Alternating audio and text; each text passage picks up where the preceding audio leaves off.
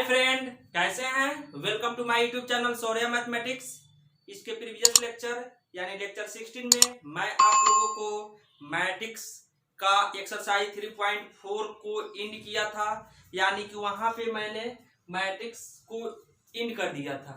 लेकिन आज के लेक्चर में मैं आप लोगों को न्यू चैप्टर यानी आईएसी 12th का न्यू चैप्टर डिटर्मिनेंट चालू करेंगे। जो आज का मेरा लेक्चर होगा क्या होगा, लेक्चर 1 होगा। हमने बताया था कि जितना भी मैं चैप्टर चालू करूंगा सबका लेक्चर यानी 1 से स्टार्ट करेंगे, यानी इसीलिए मैं यहाँ डिटर्मिनेंट को भी 1 से स्टार्ट कर रहा हूँ। तो आज का मेरा लेक्चर क्या होगा, 1 होगा। और डिटर्मिनेंट का हिंदी क्या होता है, सारणी होता है। यह यानी कि मैट्रिक्स का ही एक क्या है, यानी फॉर्म है। यानी कि हम मैट्रिक्स को डिटर्मिनेंट में कैसे कन्वर्ट करते हैं अभी मैं बताऊंगा। तो यहाँ डिटर्मिनेंट होता क्या है इसको सबसे पहले जानेंगे, और मैट्रिक्स को हम डिटर्मिनेंट के रूप में कैसे लिखेंगे इसको जानेंगे, और हम डिटर्मिनेंट का वैल्यू कैसे निकालेंगे ये जानेंगे। यानी कि हमने मैट्रिक्स में बताया था कि मैट्रिक्स का यानी एक यूनिक वैल्यू नहीं निकलता है, उसको एक यूनिक अरेंजमेंट पे ले जाकर क्या करते हैं, छोड़ देते हैं। लेकिन हमारे डिटर्मिनेंट में क्या होता है, एक यूनिक वैल्यू निकलता है, एक यूनिक नंबर निकलता है। यानी कि जब डिटर्मिनेंट का मान निकालेंगे तो कोई एक नंबर निकलेगा। तो आइए डिटर्मिनेंट का डिफिनीशन क्या होता है। Determinant is a number associated to a square matrix. यानी डिटर्मिनेंट क्या है, यानी सारणी एक संख्या है जो यानी कि स्क्वायर मैट्रिक्स के अंदर क्या होता है, संगठित होता है। अब यहाँ देखिए, if A equal to a i j be a square matrix then its determinant is denoted by, यानी इस सिंबल से रिप्रेजेंट करेंगे, या इसको determinant A and written as. कहने का मतलब है, मान लेते हैं ए मेरा क्या है, कोई स्क्वायर मैट्रिक्स है, तो इसका डिटर्मिनेंट हम इस फॉर्म में या इस रूप में हम क्या करते हैं, रिप्रेजेंट करते हैं। कहने का मतलब है डिटर्मिनेंट ऑलवेज क्या होता है, स्क्वायर मैट्रिक्स का ही निकलता है। तो यहाँ यानी कि डिटर्मिनेंट में क्या होता है, ऑर्डर ऑफ रो जो होगा ऑर्डर ऑफ कॉलम के क्या होगा, बराबर होगा। यानी कि नंबर ऑफ रो जो होगा नंबर ऑफ कॉलम के बराबर होगा, और उसका और जितना नंबर ऑफ रो होगा जितना नंबर ऑफ कॉलम होगा उतना ही ऑर्डर का क्या होगा, वह डिटर्मिनेंट कहलाएगा। तो आइए सबसे पहले हम कोई मैट्रिक्स लेते हैं, इस मैट्रिक्स को डिटर्मिनेंट के रूप में कैसे लिखेंगे इसको देखेंगे। तो यहाँ देखिए, मान लेते हैं ए, सिंस ए मेरा कोई क्या मैट्रिक्स है, क्या ए आई जे, यानी एम इंटू एम मैट्रिक्स, यानी एम इंटू एम ऑर्डर का मेरा क्या है, कोई मैट्रिक्स है। यानी हमने बताया था कि डिटर्मिनेंट ऑलवेज स्क्वायर मैट्रिक्स का ही निकलता है। तो यहाँ देखिए, तो इसीलिए इसका अगर हम इसको हम इस तरह रिप्रेजेंट करते हैं, यहाँ लिखे हैं, तो इसको डिटर्मिनेंट ए लिखिए या इस तरह लिखिए, तो ये क्या हो जाएगा, इस सब का क्या कर देंगे हम, इसको हम लिख सकते हैं ए आई जे एम इंटू एम। अब यहाँ देखिए, अब इसको हम फिर लिख सकते हैं determinant of A is equal to, तो हम डिटर्मिनेंट को ऐसे रिप्रेजेंट करते हैं। अब यहाँ देखिए, इसको फर्स्ट रो मानिए, इसको सेकेंड रो मानिए, इसको थर्ड रो मानिए, डॉट डॉट डॉट डॉट, इसको हम एम रो मानेंगे। अब देखिए यहाँ इसको फर्स्ट कॉलम मानिए, इसको सेकेंड कॉलम मानिए, इसको थर्ड कॉलम मानिए, इसको एम कॉलम मानिए। तो यहाँ हो जाएगा A11 A12 A13 dot dot A1M, फिर यहाँ A21 A22 A23। जैसे हमने मैट्रिक्स में बताया था वैसा ही लिखते हैं। तो मैट्रिक्स में क्या होता है, एम इंटू एन ऑर्डर का होता है, लेकिन डिटर्मिनेंट क्या होता है, एम ऑर्डर का होता है। तो यहाँ देखिए यदि स्क्वायर मैट्रिक्स का ही डिटरमिनेंट निकलता है तो A21 A22 A23 dot dot dot क्या हो जाएगा A20 A2M हो जाएगा, फिर A31 A32 A33 dot dot A3M। अब ऐसा ही कहाँ जाएंगे dot dot dot dot dot dot dot जाएंगे। अब यहाँ देखिए AM1 AM2 AM3 dot dot AM लिखेंगे। तो यह क्या हो जाएगा मेरा, यानी कि इस मैट्रिक्स को हम डिटरमिनेंट के रूप में ऐसा ही रिप्रेजेंट करेंगे। इसको हम क्या बोलेंगे, इधर हम रो बोलते हैं, नीचे वाला को हम क्या बोलते हैं कॉलम्स बोलते हैं, यानी नीचे इस सबको क्या बोलेंगे कॉलम 1 कॉलम 2 कॉलम 3 कॉलम ऐसे डॉट डॉट कॉलम एम बोलेंगे। इसको रो 1 रो 2 रो 3 ऐसे रो एम बोलेंगे। अब देखिए अब कुछ बात है जिसको हम नीचे लिखेंगे नोट करके। तो यहाँ नोट में लिखेंगे, नोट में लिखिए इन एनी डिटरमिनेंट्स, यानी किसी भी डिटरमिनेंट्स में number of rows is equal to number of columns is equal to order of determinants.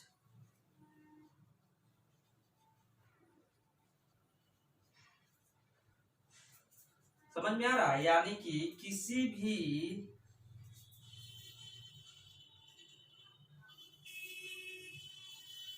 समझ में आ रहा है, यानी देखिए number of rows is equal to number of columns is equal to number of order of determinants, यानी जितना number रो का होगा किसी डिटरमिनेंट में, जितना नंबर रो का होगा उतना ही नंबर क्या होगा कॉलम्स का होगा, और उतना ही ऑर्डर का क्या होगा वह डिटरमिनेंट होगा। तो यह बात समझ में आ रहा है। तो कहने का मतलब है हमने मैट्रिक्स को बताया था इससे ऐसा रिप्रेजेंट करते हैं, जब डिटरमिनेंट को ऐसे रिप्रेजेंट करते हैं। तो इसको आप लोग लिखिए, इसके बाद मैं आपको यानी first order determinant, second order determinant, third order determinant क्या होता है उसको बताएंगे, और प्रत्येक का वैल्यू कैसे निकाला जाता है, यानी डिटरमिनेंट का वैल्यू कैसे निकाला जाता है उसको निकाल के मैं बताऊंगा। तो आप लोग इसको लिखिए। आइए नोट 2 में हम लिख रहे हैं determinant is also denoted by delta, यानी डिटरमिनेंट को हम डेल्टा से भी क्या करते हैं रिप्रेजेंट करते हैं। तो आइए ऑर्डर 1 ऑर्डर 2 ऑर्डर 3। तो ऑर्डर फर्स्ट में हम कैसे लिखते हैं A11, ऑर्डर 2 में हम कैसे लिखेंगे A11 A12 A21 A22, फिर ऑर्डर 3 में हम कैसे लिखेंगे A21 A11 A12 A13 A21 A22 A23 A31 A32 A33। ये क्या हुआ मेरा थर्ड ऑर्डर का डिटरमिनेंट, वही सेकेंड ऑर्डर का वही थर्ड ऑर्डर का हुआ। अब आइए एक एक सब पे क्या देखते हैं एग्जांपल देखते हैं। जैसे हम क्या 5 हो गया, ये फर्स्ट ऑर्डर का डिटरमिनेंट हो गया, उसके बाद 1 2 3 4 ये क्या हुआ सेकेंड ऑर्डर का डिटरमिनेंट हुआ, फिर 1 2 3 4 5 6 7 8 9 ये क्या हुआ मेरा थर्ड ऑर्डर का डिटरमिनेंट हुआ। कहने का मतलब है अब यहाँ डिटरमिनेंट का वैल्यू हम कैसे निकालेंगे इसको देखेंगे। तो ये हमने एक हो यानी फर्स्ट ऑर्डर का सेकेंड ऑर्डर का थर्ड ऑर्डर का एग्जांपल देकर बताया, यानी डिटरमिनेंट को हम ऐसा ही लिखते हैं। अब इसका वैल्यू हम कैसे निकालेंगे इसको देखेंगे। तो आप लोग यानी कि इसको लिखिए, इसके बाद मैं आप लोगों को इसका वैल्यू कैसे निकालते हैं इसको निकालना सिखाएंगे। तो आप लोग इसको लिखिए।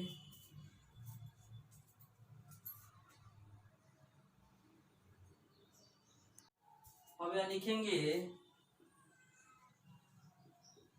दी value of first order determinant यानी फर्स्ट ऑर्डर डिटर्मिनेंट का वैल्यू कैसे निकलेगा। तो यहाँ एग्जांपल में अगर हम लेंगे, डिटर्मिनेंट मेरा क्या है, A11 है। अब यहाँ मेरा क्या है, डिटर्मिनेंट यानी फर्स्ट ऑर्डर डिटर्मिनेंट को हम ऐसे रिप्रेजेंट करेंगे। अगर यहाँ दिया रहेगा यानी ये मेरा क्या है, कोई डिटर्मिनेंट है, इसको -5, अंदर कोई एलिमेंट दिया हुआ है -5, तो इसका वैल्यू कितना होगा, -5 ही हो जाएगा। फिर यहाँ देखिए एग्जाम्पल 1, एग्जाम्पल 2 देखिए यहाँ, और मान लेते हैं b मेरा कोई क्या है, डिटर्मिनेंट है, और यहाँ दिया है -8, तो इसका वैल्यू कितना हो जाएगा, -8 ही हो जाएगा। और मान लेते हैं एग्जाम्पल 3 में c मेरा क्या है, कोई डिटर्मिनेंट है, अगर यहाँ 5 दिया है तो इसका वैल्यू कितना हो जाएगा, 5 हो जाएगा। समझ में आ रहा है। यानी कि फर्स्ट ऑर्डर डिटर्मिनेंट के अंदर यानी जो नंबर होगा वही क्या हो जाएगा, उसका वैल्यू हो जाएगा। यानी इसमें कोई प्रभाव नहीं पड़ता है, जैसा यानी जो डिजिट होगा वही क्या हो जाएगा, मेरा आंसर हो जाएगा। तो इसको आप लोग लिखिए। इसके बाद मैं आप लोगों को सेकेंड ऑर्डर डिटर्मिनेंट का वैल्यू निकालना बताएंगे।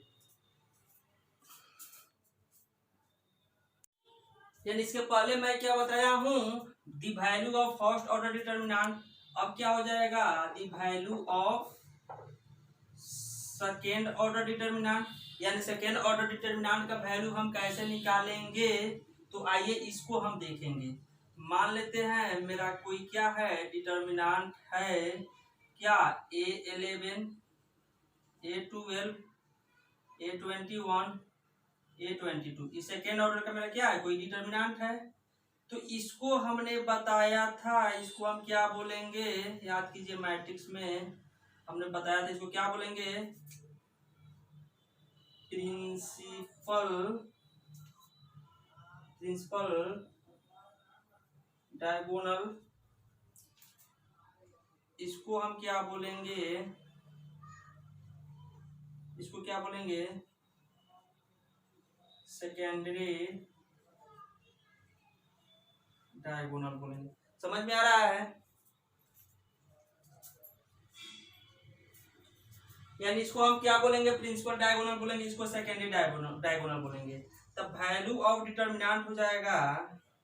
इसका वैल्यू हम कैसे निकालते हैं, तो प्रिंसिपल डायगोनल के मल्टीपल में से क्या करेंगे, सेकेंडरी डायगोनल के मल्टीपल को घटा देंगे। अब इस जितना मान आएगा यही मेरा क्या हो जाएगा, सेकेंड ऑर्डर डिटर्मिनेंट का वैल्यू हो जाएगा। आइए इस पर हम एक एग्जांपल देते हैं, तब क्लियर हो जाएगा। मान लेते हैं मेरा कोई डिटर्मिनेंट A है,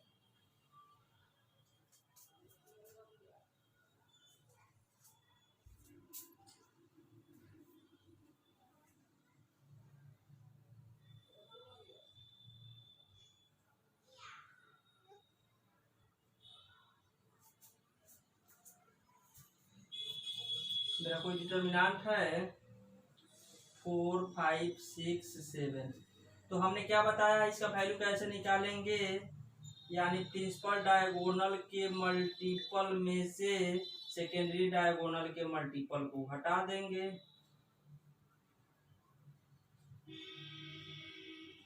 कितना हो जाएगा, -2 हो जाएगा इसका आंसर। यानी कि 7 4 20 होता, 6 5 कितना हो जाएगा, 30, 28 में से 30 जाएगा तो -2, तो इसका वैल्यू कितना हो जाएगा, -2 हो जाएगा। आइए एक और एग्जांपल देखते हैं, 1 3 0 5। अब देखिए यहाँ इसका वैल्यू कैसे निकालेंगे, 1 - 1 × 5 में से 0 × 3 कितना हो जाएगा, 5 - 0 5 हो जाएगा इसका आंसर। तो ऐसा ही हम डिटर्मिनेंट का वैल्यू निकालते हैं। तो यहाँ इसी को दिमाग में रखना है, यानी प्रिंसिपल डायगोनल के मल्टीपल में से सेकेंडरी डायगोनल के मल्टीपल को घटा देंगे तो क्या होगा, मेरा डिटर्मिनेंट का वैल्यू निकल जाएगा। तो इसको आप लोग लिखिए, इसके बाद मैं थर्ड ऑर्डर डिटर्मिनेंट का वैल्यू कैसे निकालते हैं उसको देखते हैं।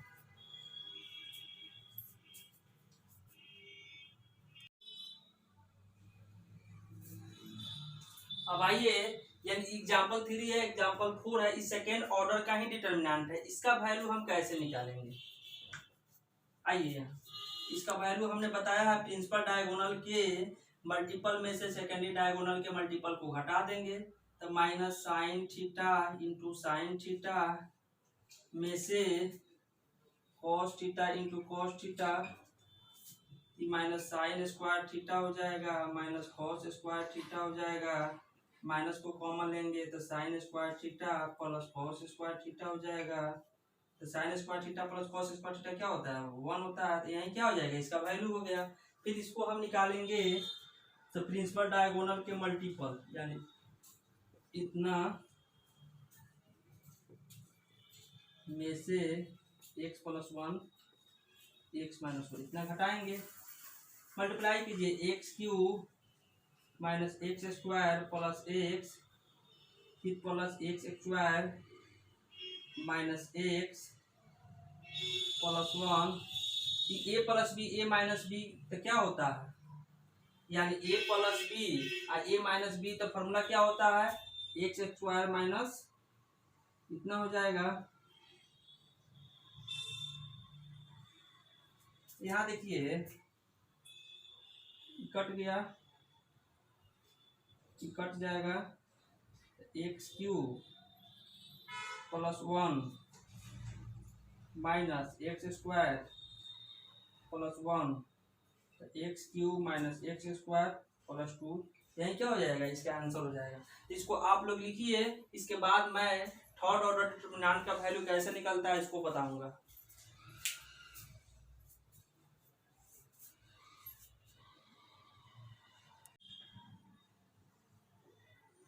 Find the value of third order determinant, यानी थर्ड ऑर्डर डिटर्मिनेंट का वैल्यू हम कैसे निकालेंगे, आइए इसको देखते हैं। तो यहाँ देखिए, मान लेते हैं मेरा कोई डिटर्मिनेंट है A11 A12 A13 A21 A22 A23 A31 A32 A33, ये थर्ड ऑर्डर का मेरा क्या है, कोई डिटर्मिनेंट है। तो इसका वैल्यू अगर हमको निकालना होगा तो हम कैसे निकालेंगे, तो यहाँ दिमाग में रखना है, यहाँ प्लस होता है, यहाँ माइनस होता है, क्या होता है, प्लस होता है, इतना दिमाग में रखना होगा। तो हम क्या करेंगे, यानी इस A11 को साइलेंट कर देंगे, जब इसको डिलीट करेंगे तो ई वाला डिलीट हो जाएगा, बचेगा कौन, A22 A23 A32 A33, यानी जब इसको सिलेक्ट करेंगे तो ई वाला क्या हो जाएगा, डिलीट हो जाएगा, तो 4 बच जाएगा, इसको लिख देंगे। फिर यहाँ निगेटिव लेंगे, फिर A12 को क्या करेंगे, हम सिलेक्ट करेंगे, तो देखिए ई वाला डिलीट हो जाएगा, यानी ई और ई क्या हो जाएगा, ई डिलीट हो गया। अब क्या बच गया, A21 A23 A31 A33, समझ में आ रहा है, यानी हम समझाने के लिए काटे थे। यहाँ A11 A12 A13 समझ में आ रहा है। फिर हम क्या करेंगे, यहाँ प्लस लेंगे, A13 लेंगे। अब देखिए फिर क्या कीजिए, इसको लिए हैं तो ई वाला को मिटा दीजिए, कौन बच गया, ई वाला बच गया, तो लिख देंगे A21 A22 A31 A32। इसको आप लोग कॉपी में नहीं काटिएगा, हम इसको समझाने के लिए मिटा रहे हैं, ठीक है, क्योंकि हमको यहाँ मिटाने का सुविधा है फिर लिख सकते हैं, इसीलिए हम यहाँ ऐसे मिटा दे रहे हैं। तो अब क्या यहाँ मेरा सेकेंड ऑर्डर का डिटर्मिनेंट मिल गया। अब क्या करेंगे, सेकेंड ऑर्डर का डिटर्मिनेंट कैसे वैल्यू कैसे निकालते हैं उसको अप्लाई करेंगे। यहाँ A11 हो जाएगा, गुना कीजिए A22 इंटू A33 में से A32 A23 फिर माइनस A12 फिर इसमें गुना कीजिए A21 into A33 minus A31 into A23 फिर इसको प्लस लिखेंगे A13 फिर A21 A32 minus A31 A22 यानी यही क्या हो गया मेरा डिटर्मिनेंट का वैल्यू है। इसको हम क्या इतना ही पे आंसर छोड़ देंगे, जब यहाँ डिजिट लेंगे ना तो सुविधा होगा आप लोगों को बनाने में। तो इसी रूप में हम क्या करते हैं, थर्ड ऑर्डर के डिटर्मिनेंट का वैल्यू निकालते हैं। इसको लिखिए, इसके बाद मैं एक एग्जांपल दूंगा तो आप लोगों को समझ में आएगा।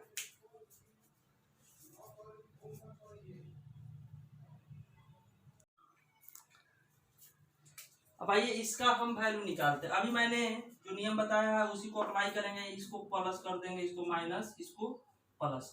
अब यहाँ आइए इसका वैल्यू हम कैसे निकालेंगे। ये 4 को हम क्या करे हैं, इसको हम सिलेक्ट करेंगे, ई वाला डिलीट हो जाएगा। यहाँ 1 6 इसको ढक लीजिए, इसको ढक लीजिए, क्या 1 6 4 4 1 बच रहा है। फिर यहाँ क्या है, यहाँ माइनस होता है और यहाँ क्या, जब -2 लेंगे, अब इसको डिलीट कर दीजिए, जब इसको डिलीट कीजिए क्या बचे 0 6 2 1 बच जाएगा। फिर यहाँ देखिए यहाँ क्या होता है प्लस, लेकिन यहाँ -3 लेना है हमको। अब क्या करेंगे, इसको ढक दीजिए, क्या बचा 0 1 2 4 0 1 2 4। समझ में आ रहा है। अब यहाँ देखिए फिर 4 हो जाएगा, अब 1 इंटू 1 1 हो जाएगा, -24 हो जाएगा। अब यहाँ देखिए ये माइनस माइनस क्या कर देगा +2, अब 0 हो जाएगा, -12 हो जाएगा। अब यहाँ देखिए ये प्लस माइनस क्या हो जाएगा -3, 0 इंटू 4 0 हो जाएगा, -2 हो जाएगा। समझ में आ रहा है। बोला ना प्रिंसिपल डायगोनल का गुना करके सेकेंडरी डायगोनल को घटाना है, वही किए हैं। अब यहाँ देखिए यहाँ 4 हो जाएगा, अब इसमें से घटाइएगा तो क्या हो जाएगा -23 हो जाएगा।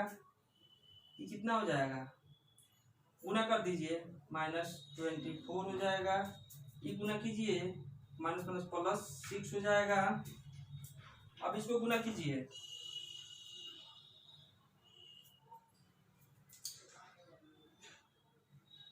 -4 3 12 के 2 4 2 8 1 9 -24 + 6 कितना हो जाएगा, इसमें 8 आएगा, 4 2 6 9 2 11 + 6। अब क्या हो जाएगा, घटाइएगा तो -110, इतना ही क्या हो जाएगा आंसर हो जाएगा। तो यही हुआ मेरा इस डिटर्मिनेंट का वैल्यू। तो इसको आप लोग लिखिए। इसके बाद मैं आप लोगों को कल यानी कि फिर न्यू कंसेप्ट बताऊंगा, उसके बाद आप लोगों को यानी कि क्वेश्चन बनाने में सुविधा होगा। तो आज का लेक्चर यहीं पे मैं एंड करता हूँ। इसको आप लोग रिवाइज करके आइएगा, एक बार देख लीजिएगा, क्योंकि न्यू चैप्टर है, 1-2 बार पढ़िएगा तब बुझाएगा। अब कल के बाद से आप लोगों को क्लास आसान लगने लगेगा। तो थैंक यू।